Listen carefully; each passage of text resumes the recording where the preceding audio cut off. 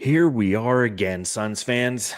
Another day, another opportunity to be great for the Phoenix Suns to extend their winning streak. Now, they're going on the road and they're playing the Atlanta Hawks, right?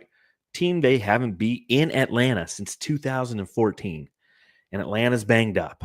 Their top rebounder, Jalen Johnson, he's out. They've got multiple injuries. They're a depleted team. But you know what that means, right? That means the Suns are going to struggle. That means that they're going to have a hard time. And it means ultimately they're probably going to end up losing. And that's what they did tonight. My name is John Voida, Bright Side of the Suns, editing manager. And I actually wrote the preview for this game. And the two things that I said were going to be the bane of our existence, Trey Young and rebounding. Sucks to be right. But you know what? It's going to be okay. You know why? Because I get to talk basketball tonight with Fanning the Flames, with SoSaysJ, who is now, as I bring him on, like a video expert. They are Fanning the Flames is streaming their podcast live now on YouTube and Twitter. Whoa, dude. It's like my dad learning how to use something other than a flip phone, you know? Wow. I appreciate that perspective because as you say that, it reminded me of like the first time my dad texted me and I was just blown away. And now I know that I gave you that same feeling when it comes to Suns podcasting. That makes my life a little bit better. It's funny you say that. My dad never texted me. Now he never had he finally went to the flip phone, but I can never get him to text message. He would not send me a text. He's like, I'll just call you. I'm like, I don't want it, Dad. Damn it. What do you say? Flip phone? Did it still have like buttons? So he would have to like hit it multiple times to text. You'd have to like T9 it up. Yeah, like my dad never texted me until he had an iPhone. So for whatever that's worth, that Very fair, very fair. Well, excited to have you on the show as we talk about this interesting loss. I mean, this was a frustrating loss. One that I wish you could bring Sage to the State Farm Arena where the Hawks play to help the Suns out. You know what I mean? That's the one thing my plan has not figured out is how to get Sage into every single arena in the NBA. I know the way. I told you the way. What did I tell you to do with the Sage? So just so everyone knows, if you don't know, that's fair. Justin against the Hawks on Dave King's Bright Side night brought some Sage to the arena because he felt that there's something going on with the Footprint Center that it need to be saged. And ever since he did that, the Suns were 3-0. But what did I tell you to do with that Sage? You told me to shove it up Kevin Durant's behind. That's correct. In different words, but that's the general sentiment that was conveyed. Yes, as our friend Boyd would say, up his bottom. Because so that he could travel around with it, you know, and take it to other arenas and sage those arenas. So they haven't won there since 2014, man. You weren't even podcasting yet. That's how long ago it was. Think about that. Which is crazy because we've been doing it for so goddamn long, yet, not at the same time. But interesting thought. So this whole Kevin Durant up your butt with the Sage thing. Yes. Now that we have evidence of the lack of Sage having a negative impact on the team, perhaps it's something that can just be pitched to him and maybe he'll do it voluntarily. Just throwing it out there. We don't need to physically force it anymore. I'm just saying. You need to hit him up on Twitter. I can't. So you let him know. Be like, I've got some Sage. Next time you're in town. Now it's unfortunate because this is the first game of a 5-game road trip for the Suns. So they're going to have to go with Kevin Durant's sageless ass for the next 4 games. Washington, Detroit, Cleveland, Brooklyn. He's going to have to visit all those cities without Sage up his ass. But you know what? When he comes back, Justin, you take care of that. We'll sage him. We'll sage him up good. Sage him good. Plenty to talk about on this edition of the Suns Jam Session podcast. Thank you, everybody who's joined us, whether you're watching live or listening later. Truly appreciate it. You can follow me at Darth Voida. You can follow him at SoSaysJ and the Fanning the Flames podcast at Fan the Flames NBA. Make sure you watch them live now whenever they go live. In like 7 weeks, probably. It's in 7 weeks. And it's like 11 o'clock at night, but be ready. Be ready. And we'll have no notice. It's just and they'll just let us know. And that's why you turn on the notifications, people. That's why you press the notifications button, especially on Fan the Flames NBA. Good Lord. So let's get into this loss. I have nothing to crack. I forgot to even bring a drink of water in here with me. I was so frustrated. So, yeah, what are you drinking there? Dr. Pepper. Is that good? Dr. Pepper, zero sugar. I'm a Diet Dr. Pepper kind of girl. You know what's crazy is I can no longer drink regular soda because it makes me like it tastes bad to me. I'm assuming that's probably not a good thing, but like whatever. It's all chemical anyway, so I'm killing myself one way or the other. Yeah, enjoy your chemical juice. I feel like you like it. You should give it a whirl, Voida. I shall. Really I shall. Yeah. If they just made it in the Costco size, I get the Diet Dr. Pepper Costco, 87 for $2.95, and that's why I drink that. So now people know, and let's play the song.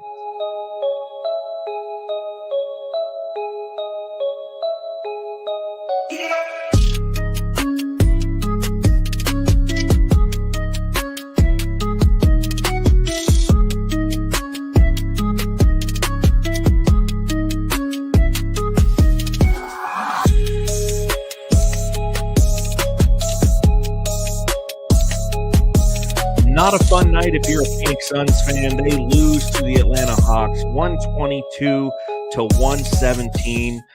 One of those games that's just unbelievably frustrating because of the reason they lost it, and rebounding being that reasoning. But it brings me to my first question.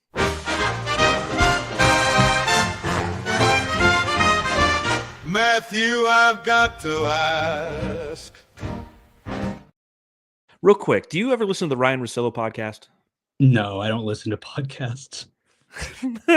I mean, fair. You're too busy at work. Outside of present company excluded, and our brethren in our son's Potter Fodder group chat, I generally do not listen to podcasts. Okay, well, Ryan Russillo, who's part of the Ringer Podcast Network, does this thing where he says, when was the game over? When he's recapping games, he'll just say, okay, when was it over? And he'll kind of go off. When was this game over to you, Justin? I think the game was over when Brent Barnacky called a foul 4 seconds after a play ended, when the Suns were within 3 with 4 minutes left, and that suddenly made it a 5-point game. And then I believe it was a 9-1 run as part of it. So that's what I'll say, just because I like to rag on referees too, because that's dog shit. But I think you're 100% correct. This was a game. And for those of you who have watched or listened to the podcast for over the 5 years that I've been doing it, you know that there's just certain players that irk me.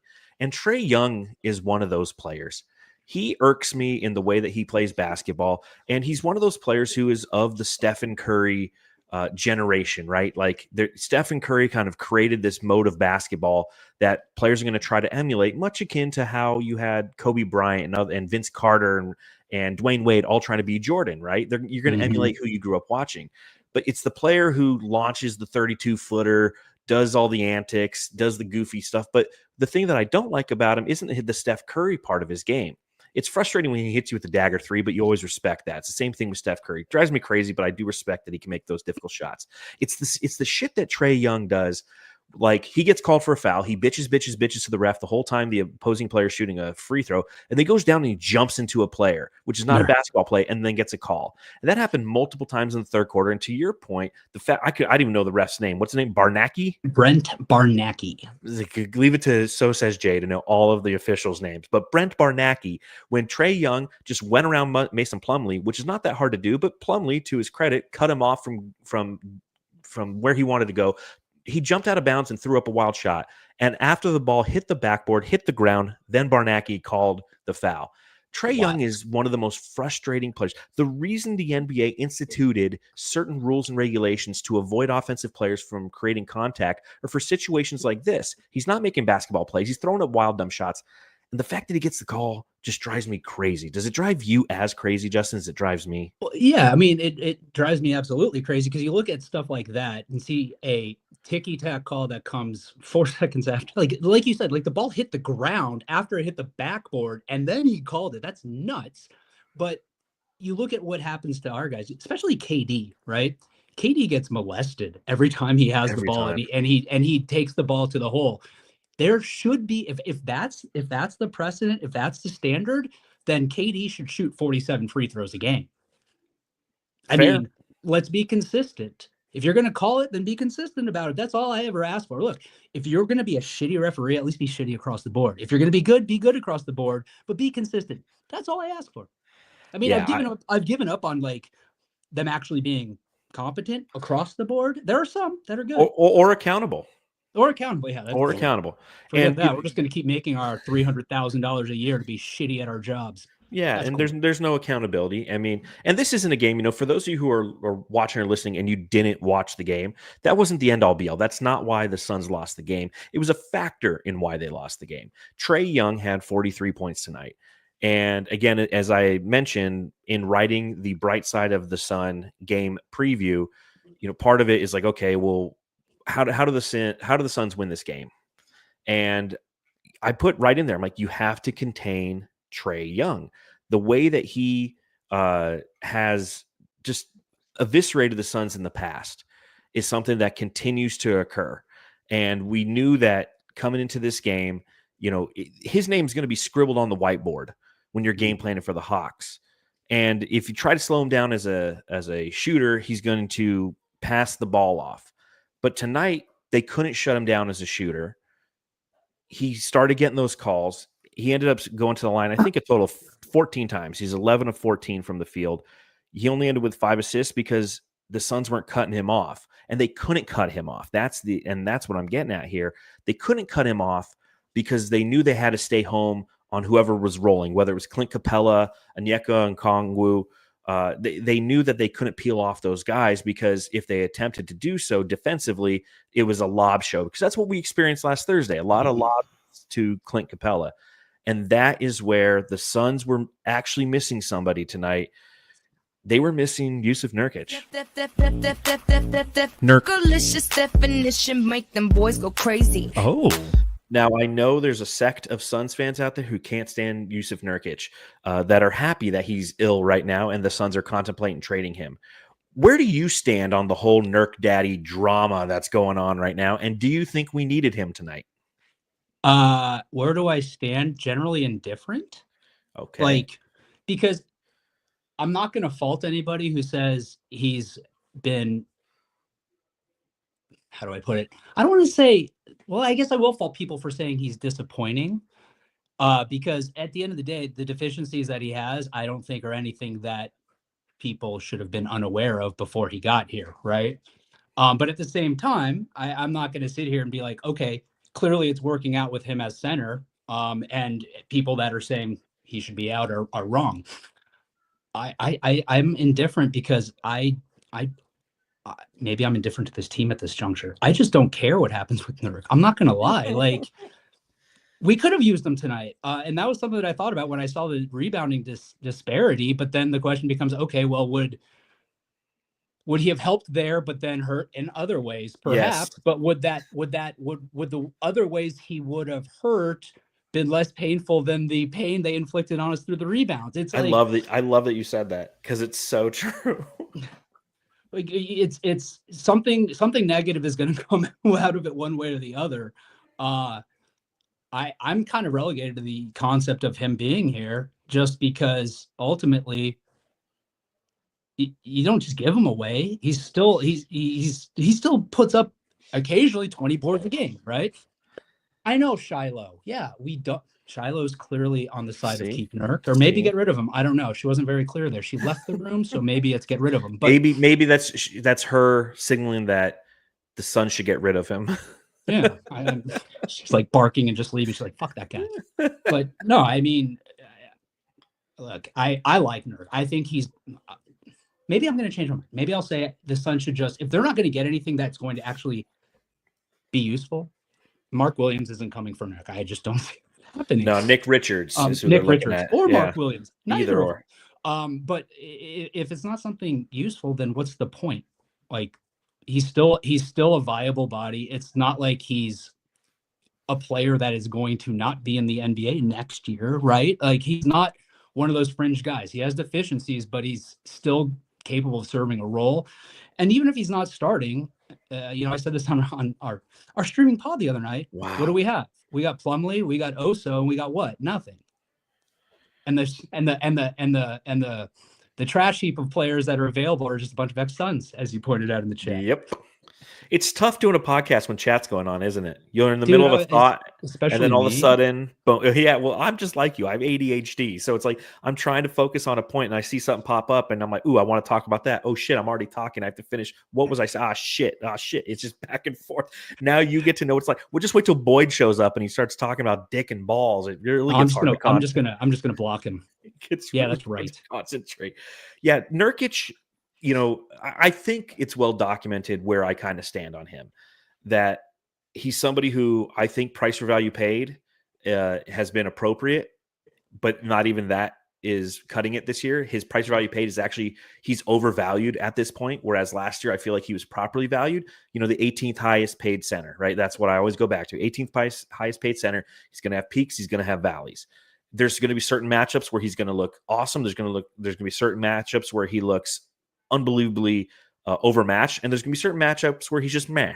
And tonight we could have used a meh effort from Yousef Nurkic, and to your point, like maybe he negates some of the rebounding that occurs for the Atlanta Hawks, but he turns the ball over 4 times. Like that's definitely within the realm of possibility, Right? But That's because, and I think that's. Sorry, go ahead. No, you go ahead. I was gonna say I think that's kind of why I'm indifferent, because it's like there's good and bad. He's almost an indifferent player. Right? Because if in the grand scheme of things, from game to game, it's a plus or a positive, but in the end, it's like, does he matter that much? I don't know. And to that point, like all this Nurk drama that's going on with him being ill, he didn't join the team on the road trip. They're talking about hopefully he joins the team on the road trip before the 22nd, which is the end of the road trip in Brooklyn. That's the comment that came out today. But at the same time, there's rumors of him being shopped to Charlotte, as you mentioned, for Nick Richards. There's rumors of the Suns being interested in Doo-Wop Reith up in Portland. Tomorrow, being January 15th, is going to be the day in which Josh Okogie becomes available to trade. And so the Suns could be sitting on the precipice of a couple different transactions, maybe waiting for that Josh Okogie lever to fall. And that's why Yousef Nurkic is quote unquote ill at this point, right? One thing I would like is for the Suns to trade Nurk, just so we're like 2 transactions removed from DeAndre Ayton, because so many people are still equating Ayton and Nurkic. They're always going to be tied together in franchise history. And if we can send him somewhere and we bring in Nick Richards, who definitely has his own deficiencies, like if people think that he is a end all be all and clearly better than Nurk, the answer is no, he's not. But he could complement this team better. He could provide a better fit, which is what we wanted Nurkic. Right. But you look at tonight, you look at what the Atlanta Hawks did, and I was trying to find this drop earlier. I'm hoping it's right here because there's a segment I want to start doing with more regularity. See, I'm pulling up like old. Let's see. Here we go, baby. Ooh, dang, stat me. In honor of the late, great Dave King, stat me. Here's your stat of the night, Jamsters. The Phoenix Suns were out-rebounded 54-37. They gave up 27 second-chance points, scored only 9 themselves, and offensive rebounds 20 for the Hawks, 6 for the Suns, and like 2 of those came on one of the final possessions when the game was kind of already, locked up. That's your stat of the night. The rebounding for the Suns, obviously without Nurk. Nurk sucks in a lot of different capacities. I still don't have a complete conception. And I watch the Suns all the time, and I don't think he's as bad as people make him out to be, but we always need a scapegoat. So therefore people just overanalyze and crucify the guy. He does a lot of things well. The one thing he has, he might not have skill, he has size. And fuck me running backwards through a cornfield. We needed size tonight. Yeah, badly. Clearly, I mean, numbers don't lie, right? Out rebounded by 17, 27 second chance points. I mean, the fact that they only lost by, what did they lose by? 5, 8, whatever it was, is kind of crazy considering that. But to the point, it's like you clean that up even a slight bit and you win a game. Now it's against the Hawks, and that's not exactly a juggernaut, and it's not exactly, saying anything great big picture, but it's still a fucking win. But yeah, dude, you can't at any level of basketball, you cannot give up that many second chance points, get out rebounded to that level, give up that many offensive rebounds, and expect to win a game. 100%. And to have Onyeka Okongwu come off the bench, 28 minutes played, 22 points, 21 rebounds, 10 of those of the offensive variety. The Suns had 37 rebounds. They had 31 defensive rebounds. The 6. I mean, Okongwu had more offensive rebounds than the entire Phoenix Suns team. Yeah. And that's the game. You want to sit here and you want to take a look at all of the different aspects of the games that occurred. It comes down to just that one simple stat. Sometimes a game is like that. There's some games where the Suns will lose by anywhere between 2 and 8 points, and they've turned the ball over 18 more times the opposition. You're like, well, I'd love to get into some real deep analysis and try to understand what the why is in this game. That's the what and the why is they just were simply dominated on the boards. And there's no real cure for that other than potentially going out and making a transaction. So I'll ask you this question. Josh Okogie. Hey, Joe. Where you going with that? So as I mentioned, Justin, Josh Okogie becomes available for trade. Is that one of the last times I play this drop on this podcast? Will the Suns move on off of him, and should they? Well, I think they should. I mean, if again, I'll give you my lawyer answer to everything. It depends. If the return is right, yeah, like I'm all for trading Josh Okogie because ultimately, I mean, he's not a regular rotation guy, right? He's getting in there from time to time. And we haven't seen Josh, although if I'm not mistaken, is he shooting like 37% from 3 this year? Oh, I can pull that up here pretty quick. Because I was just going to say, we haven't seen Josh Okogie from January of 2022 or whatever the fuck that was. 2023. Yeah. Right before we got KD. Yeah, but 38.1% from beyond the arc this season. Now, granted, that's on 1.7 attempts, but still, it's a lot better than in the past. He's not taking a whole lot. But look, ultimately, if he's not going to be playing significant minutes, and that's obviously a contract that is tradable, and he's a guy that has, I don't think he has the same negative ties to him that Nurk has right now. If you're trying to shop him around to other teams, if anything, just because he hasn't been playing as much, and when he has played, he hasn't done anything where you're like, oh my god, what are you doing, bro? Right? Like. So if Bud's not going to use him and they can turn him into a piece that is going to get used, then 100% I'm all for it. Yeah, I think that, one, he's been used sporadically. This is his second consecutive DNP, and that might because some things are in the work potentially, but he's definitely got some plays. Played 25 of the Suns' 39 total games and been productive, as you noted, especially from beyond the arc. And obviously the defensive intensity that he plays with, his affinity for garnering offensive rebounds. Shit, we could have used him for about 10 minutes out there tonight just to go in there and fuck up the paint a little bit. That's what he does. But to your point, Justin, he has a skill set that's desirable by opposing teams, much akin to Grayson Allen. Yeah. Grayson Allen you can put on the market because every team needs shooting. Every team needs a guy like Okogie. And if you're identifying deficiencies in your team, Okogie's potentially somebody who you could shop, and he's appealing for a couple of reasons. One, he brings all those intangibles that we just talked about. And two, he signed a 2-year, $16 million contract with 3 of it this year, and then like 7.7 next year, whatever the math, or 7.2, whatever the math works out to be. But it's a very digestible contract for opposing team, especially if they're trying to get off somebody who they have under contract for, let's say, the next 2 years, and they want to trade them to Phoenix, get off that contract, and then have the ability to just get rid of Okogie as appropriate. Now, I know that because of the way that he's hustling, because of the way that he's been playing defense, and because of as a team, the Suns have struggled in both of those areas, hustle and defense, you might not want to part with him, but that's why you signed him last July to this contract. You didn't have very many options. Having Okogie's bird rights and being able to sign him to this contract allowed you to have a tradable asset, so you can go out and get somebody who's like a Nick Richards, because Nick Richards is $5 million a year. So if you trade Okogie for him, they can absorb the contract. If you have to attach a second round pick to it, I say go ahead and do it, because not every second round pick is Oso Ighodaro. So why the fuck not? Right. And then potentially you've met a need of the team, and that need is the one that we've been talking about this whole podcast, and that's rim protection and rebounding. So why not do it? And if you are a JO stan, I'd like to meet you. I'd like to meet the JO stans of the Suns universe. I would too, like, if they exist.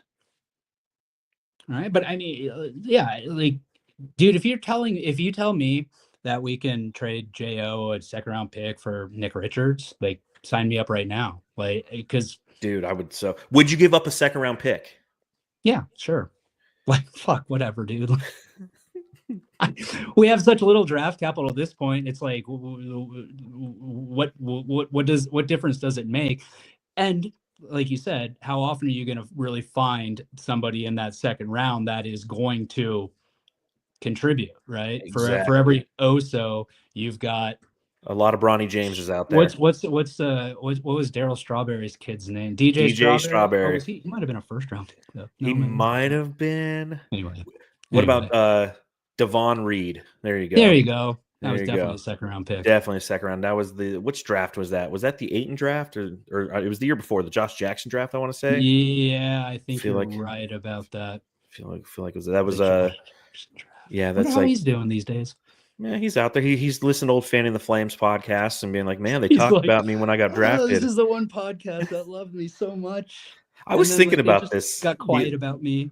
I was thinking about this the other day. So I was doing the podcast last time against Charlotte, and I was wearing my old Solar Report podcast shirt that I had made, like the one Solar Report shirt I had made. I didn't know that one existed. It exists. I went down to like a local print shop off of Cave Creek and like had it made for like $35. And I was like, what's interesting is when Matthew and I started doing this in 2019, there wasn't a ton of podcasts. There was like you guys. There really wasn't. There was the Solar Panel. There was the Timeline. And then some sporadic ones here or there that did like but like the consistent ones were you three. It's like you, Solar Panel, and the Timeline. And now it's like you're still going. Timeline's still going. Solar Panel, broke up, but PHNX is kind of a product of that. And then you have this, the Aussie Suns Fan podcast, the Suns Planet podcast, a bunch of different voices in this podcasting realm. And it's been interesting to watch over the past half decade. And for your case, I mean, is it 9 years now that you've been doing it? Yeah, dude, we started book second year. That's nutty. That is absolutely nutty. Here, my kids have gone through school, and here we are still with like the Suns, nothing to show for it. It's fantastic. Still getting our asses kicked in Atlanta. That's what. Jesus Christ. Yeah, dude. So the Suns have not won in Atlanta in my youngest daughter's lifetime. That's fucking batty. That's fucking batty. Jesus. Blaze Megatron in the chat says, I was a Mask JO stan. I think we all were. When JO had the mask, I think that's something that we all got behind. Let's see. What else did I have in my little notes here? We talked about the stats. We talked about Nurk. We really haven't talked about, when we talked about me hating Trey Young, really haven't talked about Kevin Durant or Devin Booker. I don't know. Mentioned how great Trey Young was as a first-round draft pick in the Suns Potter Fodder Fantasy Basketball League. Do we want to talk about that? Let's talk about it. My first-round pick was Shai Gilgeous-Alexander. That's a very good first-round pick. I don't think that it's necessarily the reason for your success in our fantasy basketball league isn't over the last 2 years, mind you, isn't because of your first-round picks. It's because of your overall team. You're right. And their health. Fuck you and your health. I mean, to be fair, I've been just as unhealthy. I just don't complain about it as much as you guys. I go and I gave up on complaining about anything anywhere. I'm over it. Let's talk real quick. So this could be a good conversation. Let's see. Where's the drop? It's alphabetical, John. It's alphabet. There we go. Sha la la la la la la.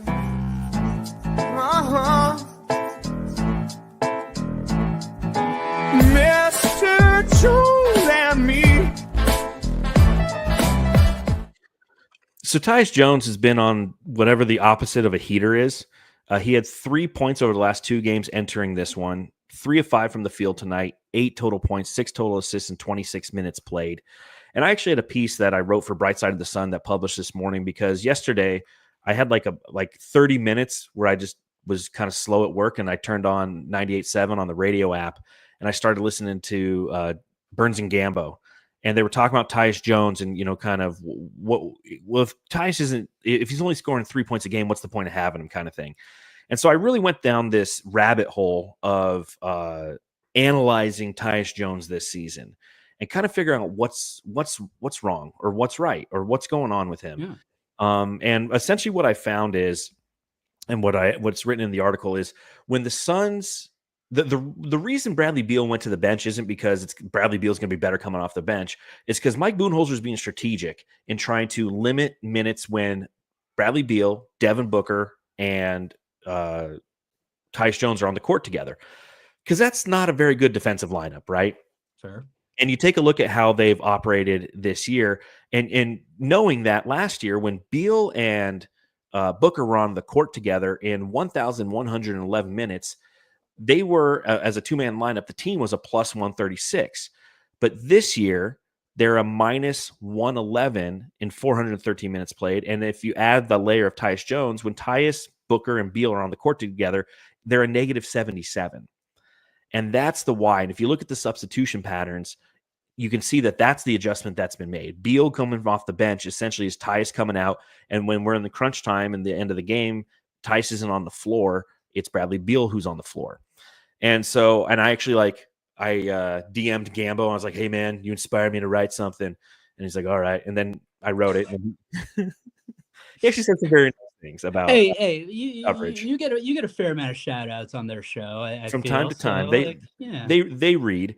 And he talked about it today on the show, talking about the article that I wrote. But at the same time, like, him and I were going back and forth talking about how, like, a team like Atlanta, who has very poor point guard depth, right? Their point guard, Trey Young, plays so many minutes because they don't have point guard depth. So this long dissertation about Tyus Jones, he's good to have, but you don't really need him this year, because, and defensively it hurts when Booker and Beal are out there. Is he worth potentially trading to a team like the Atlanta Hawks, who would be willing to give up draft capital? If it's a second, it's a second, but you're not going to have Tyus next year anyways. What are your thoughts on all of that? Oh, wow. I guess ultimately, if you're going to send out Tyus, is that a white flag that this ain't it? Like, and maybe we should all already be there. But I don't know, man. That's just like, I just don't like it, because we panned all year last year for fucking point guard. But we still have Monte Morris. Okay. Who's productive? Maybe you take Monte Morris and you ship him out and try to get something back. Well, maybe that's a little bit different of a story. I don't know. Remind me, Monte's, he's on a 1 year also, right? He is. He's a veteran minimum 1 year deal. I mean, at the end of the day, I feel like I would look at Tyus in the same light as I look at J.O., except that while he's not on a heater, he's on an anti-heater, and isn't playing to close out the game. He still is playing significant minutes and contributing. Look, if he's going through a cold spell, right? We know Tyus can shoot, right? We know he can shoot. Oh yeah. And that comes back. Like I said, I'm not ready to right now say I'm willing to. I want to trade Tyus Jones, and maybe that's because, again, as much as I try to fight it, deep down inside, I remain an optimist, and I have not fully given up hope on this season yet. But ask me again in 2 weeks. Oh, absolutely. I will. Yeah. It's just, so what are your thoughts on Tyus Jones and the way that he plays with Booker and Beal and how that all works? First of all, I'll say it's very astute of you to notice that. And second of all, I mean, it makes sense to me. If the idea is to avoid having what seems to be a very defensively negative lineup out there, I like the approach. I mean, if there's a hole, if there's a flaw, A coach's job is to try to fix it, right? Whether players like the way it operates or not, whether Bradley Beal wants to be on the bench. Well, obviously he doesn't want to be on the bench, but if it's for the best of the team, that's what Bud needs to do. So be it. But I've got no qualms with it, I guess is what I'm getting at is I really don't care that Tyus isn't out there at certain points of the game, because if it fits the scheme and it fits things defensively, then let's go for it. Yeah, and ultimately I came to the conclusion, and it was funny hearing Dave Burns read my conclusion on the air today, because he kind of botched a little bit. But when it comes to Tyus Jones, I'm in the camp of I'd rather have him not need him than need him not have him. Yeah, because last year we needed him and we didn't have him, and we didn't have having Tyus Jones gives you a wrinkle. And if you want to be a team that does the knocking, right? You know, if you're a team that, yeah, I'm going. Well done, good reference. I am rewatching Breaking Bad right now. That's what I do on my non-Suns times. You know, if they're off, I'm like, I'm just gonna watch some Breaking Bad. But you know, if you want to be the team that knocks, the secret to success in this league isn't about hammering the same nail every night. It's about building a toolbox that can crack open any opponent. And having Tyus Jones allows you a different option or wrinkle to throw at opposing teams. So why not have it? I think that Bud is adjusting to the team that he has around him.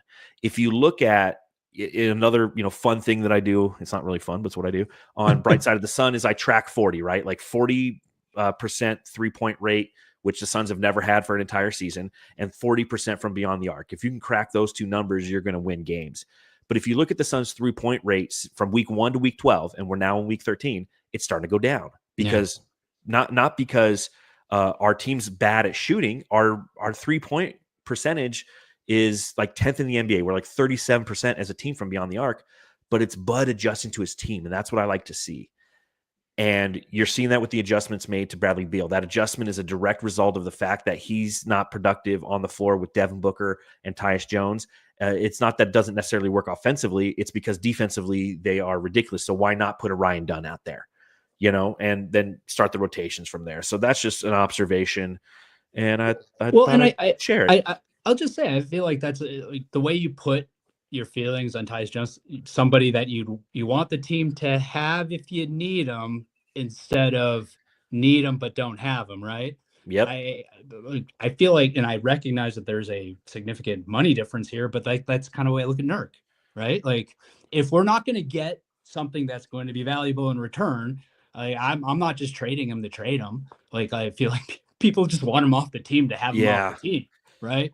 If something makes sense, great. But if not, for a night like tonight, it would have been nice. And maybe it would have been nice. It would have been nice to have the option to see if he could have done something, right? And sickness, whatever, not there. But if he's not on the team at all, that option's completely gone. No, exactly right.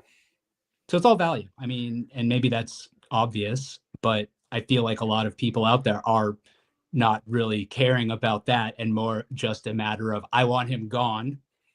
That's it. In fact, we're sitting here and Paul tweeted, which is funny because I feel like Paul rarely tweets, and he's been tweeting recently.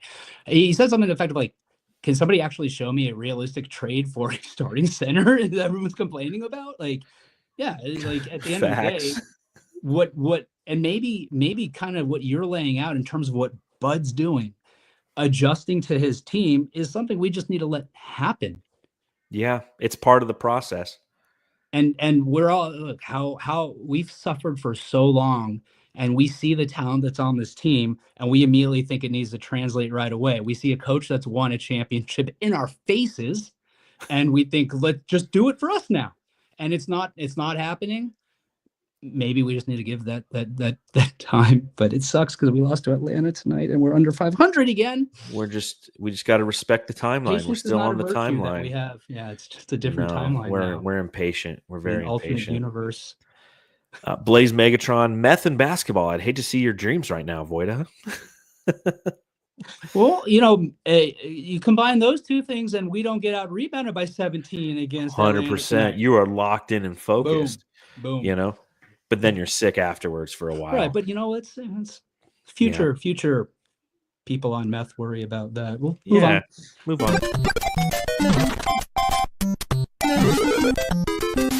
Jam star of the game. All right, Jamsters, I do apologize. I don't have a subreddit stakeout ready to go. I was covering the game for Brightside, and I didn't have time. I was too busy writing. But now's an opportunity for you to let us know in the chat who your jam star of the game is. There are a couple great nominees who we haven't really talked about, so I'll let you go first. Who? Just tell me the name. Who's your jam star of the game? No, Book. Allow me to reintroduce myself. My name is Big Dick Booker.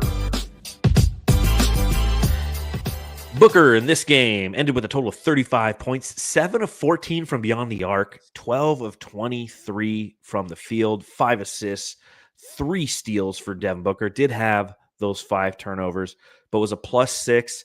And in his 37 minutes played, Booker is getting back on track.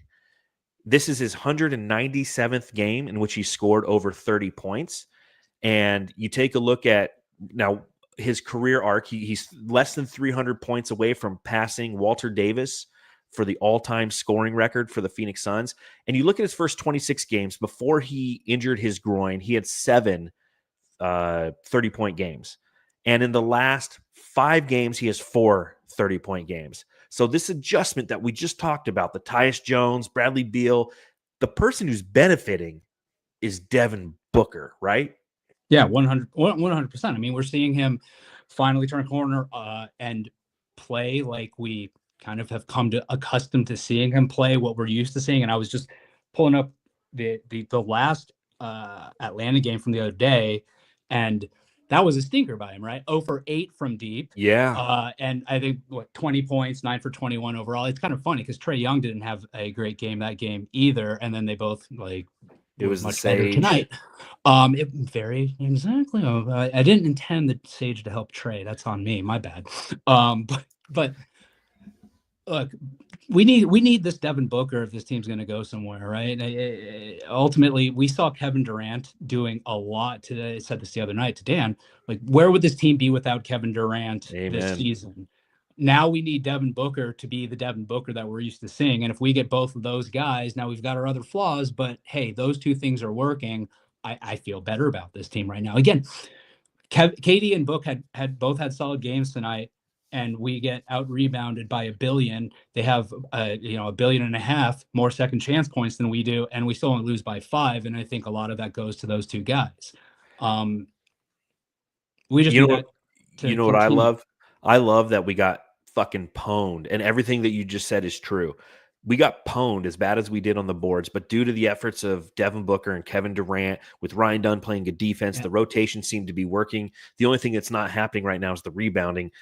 The Suns might pull the trigger on a deal sooner than we probably expect because it's obvious. It's right in front of you. He's like, fuck, man, we just grabbed some boards. We can go out and we can dominate. Yeah. Kevin Durant also had a great game, and he's a nominee for Jam Star because he had 31 points tonight, 13 of 20 from the field. So high. I mean, that third quarter, he was just eviscerating the Hawks. 8 total rebounds, 6 assists, 2 steals, 2 block shots, 3 turnovers for Kevin Durant. Yeah, he gets to hear his drop play tonight as well. Who the heck are you? I'm Kevin Durant. You know who I am. Y'all know who I am. Did anybody see a sniper? Did anybody see anything? I'm one of the best players to ever play the game. Yeah, he eviscerated the fucking the Hawks in that third quarter. Ended with 14 points in that quarter of 6 of 7 shooting. Was just unstoppable. Unfortunately, that's when all that foul baiting by Trey Young happened. We went up 9 with the Kevin Durant heater going. They went on a 22-5 run, which included a bunch of free throws and kind of killed the momentum of the Suns. But to see both of those players, both of them are benefiting from this move. To see this rotational move offensively. You couple that with the fact that they're playing bad competition, and that's a disclaimer I've constantly said, but you're supposed to do this against bad competition. If Kevin Durant's going out there and scoring 13 points, if Devin Booker has an 11-point game and they're playing the Charlotte Hornets and the Washington Wizards on Thursday, there's bigger issues at play. But seeing them get into their groove, the hope is some fringe moves can be made to assist this team in winning games moving forward. Amen. Let's look at what some of the chat says relative to Jamstars. Jamstar the game from Gavin from the Aussie Suns fan podcast. He says Trey Young's beard of a 16-year-old. Dude, we were watching the end of the game. My wife goes, "So what's up with his hair?" And I'm like, can't stand it. I don't know what to tell you about that. It's just that's it. That's who he is. Seth gives the Jamstar a book. John Tran gives it to Ryan Dunn for showing some fire. Ryan Dunn continues. I feel like I don't spend enough time talking about him on this podcast, but he is just a revelation. The fact that you have a rookie starting is just unbelievable. And James Jones, for all the shit people give him for everything that's occurred, they never recognize that in his drafting has been pretty darn good since he came along. He missed one draft. Bad, right? Like drafting Jalen Smith instead of Tyrese Halliburton or Devin Vassell. Like, I get it. But outside of that, it's been some good picks. Blaze Megatron, Dunn is the Jamstar because you can only give it to someone who gives a shit. Aussie Suns fans also gives it the Jamstar of the game is to Trey Young's death stare to referees every time they don't fall for his head throwback flop. I'm proud of you, Gavin, for typing all that out. Head throwback back flop. Head throwback back. Say that 3 for times. his head throwback flop. Head throwback flop. Head throwback flop. Throwback back. I feel like I was saying two backs. Back. Yeah, back flop. Forward high kick. Contra. KD had those middies on lock tonight from Seth. Post groin book from John Tran. Blaze Megatron. Brent Barnacki gets Jamstar vote in this one. I fucking love the Jamstars. Let's see what else. What other goofy shit Gavin's on one tonight. He's like me when I visit his podcast. Dude, this is exactly it. Mason Plumlee for trying to play Nurk back onto the floor. Yeah, dude. It's like maybe Mason Plumlee like loves Nurk and he's like, look, I don't like all the shit people are talking about you. Let me help you out here because I don't like playing. Fuck. Well. Up next for the Suns, they got the Washington Wizards. Anything we should? I mean, that's one of the worst teams in the NBA. That's a win, right? Washington by 40. Okay, I like it. I like your option. Let me go put that bet then. Okay, before we get out of here, I got one more question. Let's see, I have so many drops in here. My God, it plays upon itself. And it's funny because now I know like what you're scrolling through. I'm like, oh, I see what he means. It's difficult. Yeah, it's tough to host a podcast and produce it simultaneously. I'll tell you that. But I've gotten used to it over the years. Like other podcasts have. Where do you want that, bro? Fuck that, man. I don't want to spend the $20 I earn off of this thing a month with another person. That's not fun. I can't even find this. You want to tell me which one it is? I'll just do it. Oh, here we go. Thoughts. Brains? All right, more disappointing this year. Oh, Yousef Nurkic or the Los Angeles Chargers. What the fuck happened to your Chargers, bro? Nurkic. I'd say Nurkic, dude, because dude, this was the first year of our rebuild and we made the playoffs. And look, Justin Herbert didn't have the finest of games, but I like to think that I truly like two of those interceptions were not on him. And one of the big ones, like I feel like Ladd McConkey, it was a high throw, but you can't let it go through your hands like that, man. Did he have 2 pick sixes or one? Just one. Just the one? Almost 2. The second one was very close. I think I got to like the 12. Who is the Chargers NBA comp? Is it the Suns? Dude, it's absolutely the Suns. Oh my God. Although they haven't been to a Super Bowl. They haven't been to a Super Bowl. They have. Oh, they have. 95. Yeah, here. Yeah. No, it wasn't here. That's incorrect.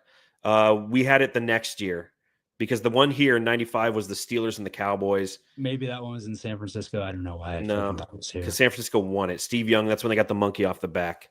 Yeah, that one, if I was to guess, I'd say like Miami is where that one happened. Because the first time a team ever hosted and won a podcast or a Super Bowl was the Tampa Bay Buccaneers with Tom Brady. I know way too much about football. I think you might be right about the stadium. About the Miami one. I feel like it was Joe Robbie Stadium where it happened at. Yep, nailed it.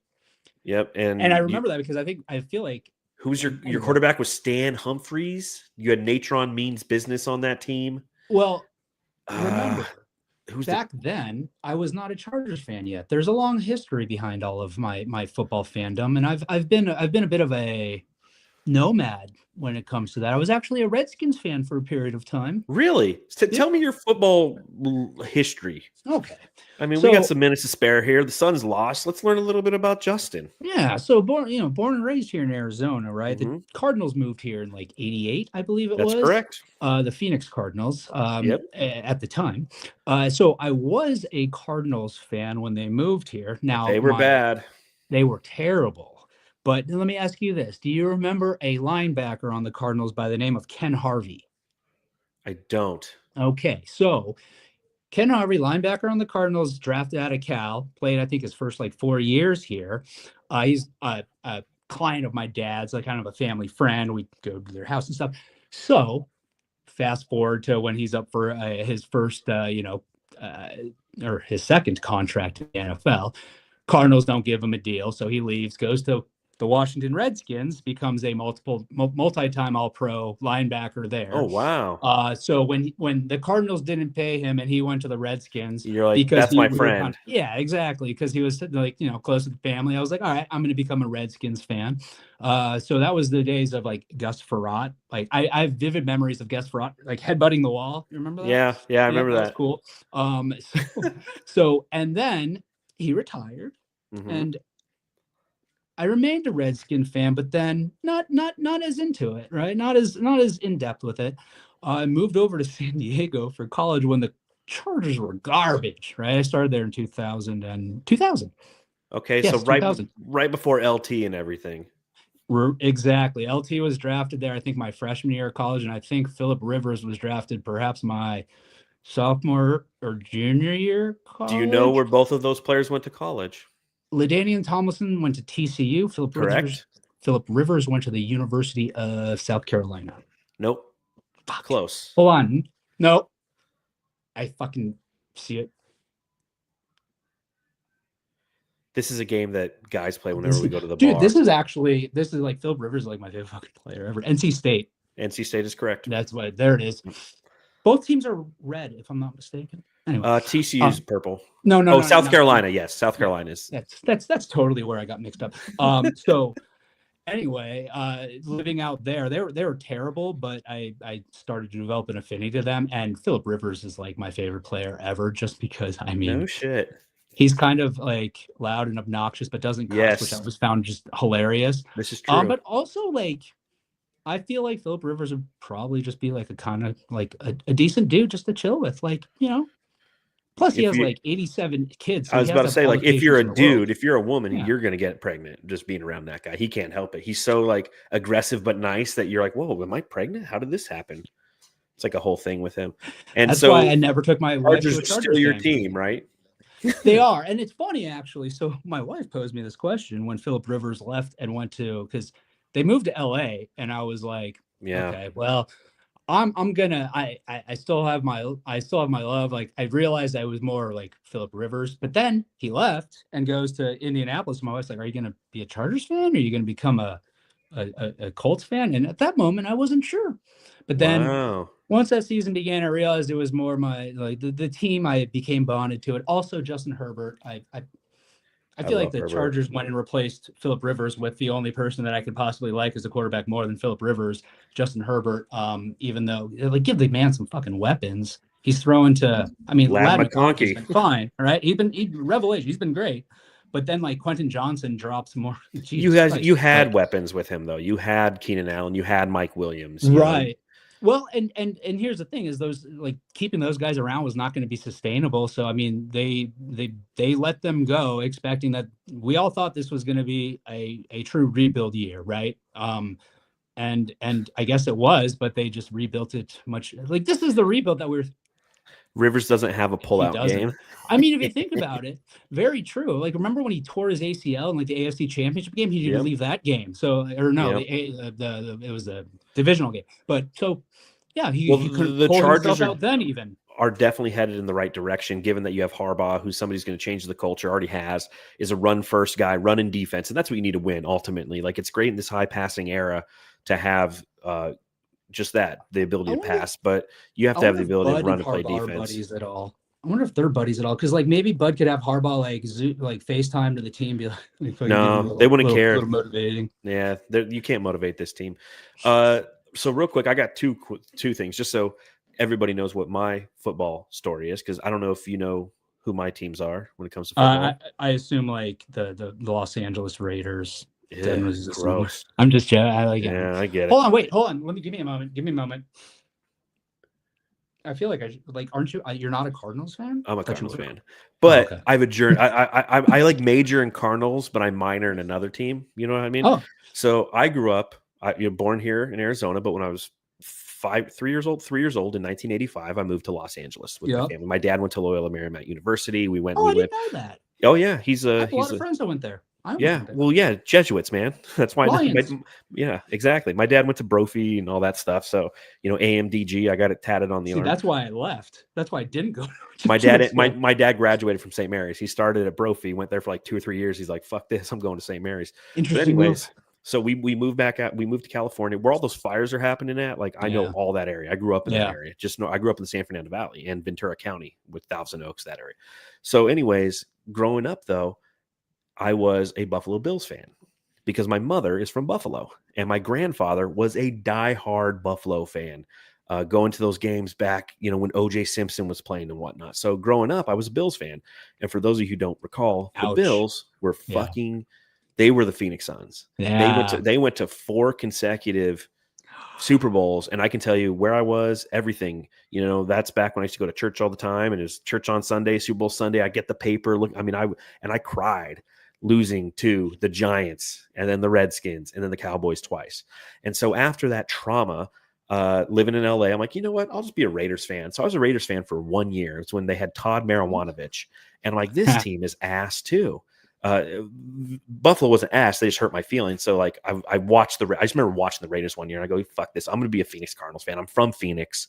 That's the team I'm going to embrace. And so ever since then, I've been a diehard Cardinals fan, but like I minor in Bills. So like seeing the Bills do well is something I appreciate. They're the team I'm rooting for. Like I have a Buffalo Bills hat. I have a Josh Allen shirt. My wife makes fun of me whenever I put it on. She's like, "You're such a poser." I'm like, dude, that's my second team. But the last story I want to get to before we get out of here, and this one is interesting.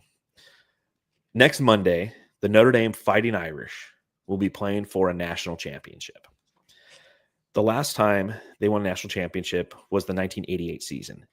And they won the national championship that January. And in October, right before that, the Dodgers won the World Series. My dad was 42 years old when that happened. I turned 42 in October. The Dodgers won the World Series, and Notre Dame could win a national championship. And if they win a national championship, I will cry like a baby. I'm not joking. I just got goosebumps. Isn't that crazy though? Dude. Like, I had and I'm not one up in here, but I feel like I had a similar thing when the Suns went to the finals a few years ago, that they lost at the same age that my kid was the same age when I was. That's crazy though, because it's like you know how to process that. And like that's what, for me, with the Dodgers winning the World Series earlier, I mean, it was emotional for me. It was very emotional. And I didn't see it coming, because I'm like, this was the exact point in my father's life that they won the World Series, and he felt the same kind of feelings. This is so awesome. So there's a connectivity there. My dad passed away a couple years ago, so it's like I don't have those moments. I don't get we used to call each other at halftime and at the end of every Notre Dame game for fucking ever. And like that's not there anymore. So I haven't been able to share this experience of going to a national championship with him. So there's still something divine's out there, man. Something divine. I before this conversation thought that Notre Dame had very little chance, and now I expect them to win. I do too. I hope they win. I hope so too. Like I legit do. I'm a group Catholic, right? So Notre Dame, sure. But I hope they win for you. I appreciate that. I got the tattoo, right? I did not hope the Dodgers win for you, though. I know nobody did. And well, that's I did. Okay. I said I did. So I just did. If I'm saying I was trying to, if I told you I wasn't trying to reverse jinx them, I'd be lying.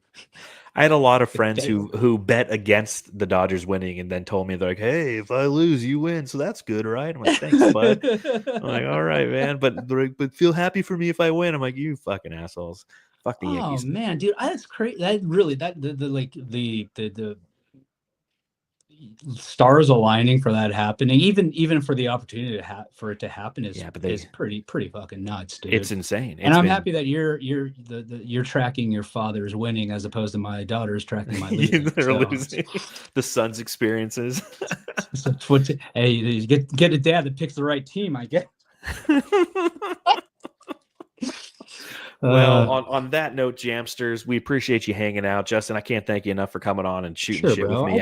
Always fun. Always a good time. To love you too, man. It's been too long since we've done this. So let all the people out there know where they can follow you and your live streaming podcast that you finally are not just doing audio on. You can follow me on Twitter at SoSaysJ, and you can follow our podcast at Fan the Flames NBA, and you can subscribe to our podcast at Fanning the Flames NBA on YouTube. Just search Fanning the Flames, or DM me, ask me, I'll give it to you. There you go. What a guy! Yeah, what a guy! Dude. We're a fun group, you know. I'm very much looking forward to Paul and Dan being in it together with me, because that just sounds festive. And you know me, I look very forward to bombing your chat the way that I do Suns Planet and Aussie Suns Fan Podcast. Well, it'll be and great PHNX at times. Yeah. And if we have the other two guys there, then I can be distracted. It'll be fun. Exactly. You can hand it off and then get distracted on the side. It's the best. It's the best. But yeah, Fanning the Flames is now live streaming, so turn on your notifications there on YouTube so you know when they go live. You can read my writing at brightsideofthesun.com. You can follow me at Darth Voida on all major socials, although I only am primarily on Twitter. And you can follow the show at Suns Jam. And on that note, everybody, go home and love your Irish.